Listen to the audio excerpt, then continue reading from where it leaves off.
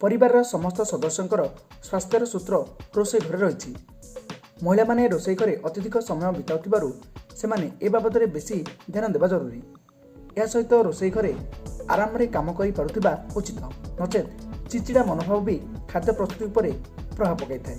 ए संक्रांत रे केतेक टिप्स आपण मानक पे आमे नै आसु जाकी आपण मानक पे रोषे घरे सहज होई जिवो। रोषे घरे तेल किंबा घिओ पड़ी गले ता उपरे तुरंत ब्लीचिंग पाउडर पकाई दियंतु।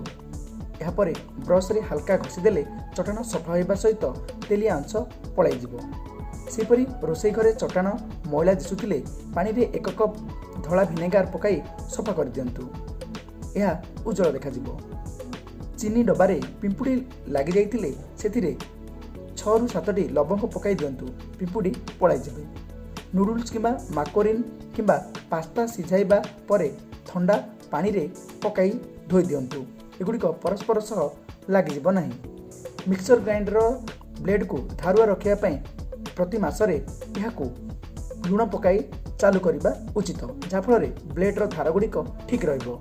डाली करथिबा समय रे सेतिरे 1 चिमुटा हळदी एवं 2 टोपा बादाम तेल पकाइले डाली रो स्वाद बढ़ी जिवो। राति रे जदि बुट किंबा मटर भिजाइबाकू भूली जाती तेबे सकाळू रोषे करबा पूर्वरु यहाकू 1 घंटा गरम पानी रे भिजाइ देबे, तेबे यह निहाती भाबरे आपण मानकर भिजी जिवो। तेबे एथिला रोषे घर किछि टिप्स यहाकू आपण माने आपणे निज रोषे को सहज करि परिबे। तेबे आगकू एई भली वीडियो देखिया पई हम चैनल को निहाती भाबरे सब्सक्राइब करंतु। ए वीडियो एतिकी रहउची, नमस्कार।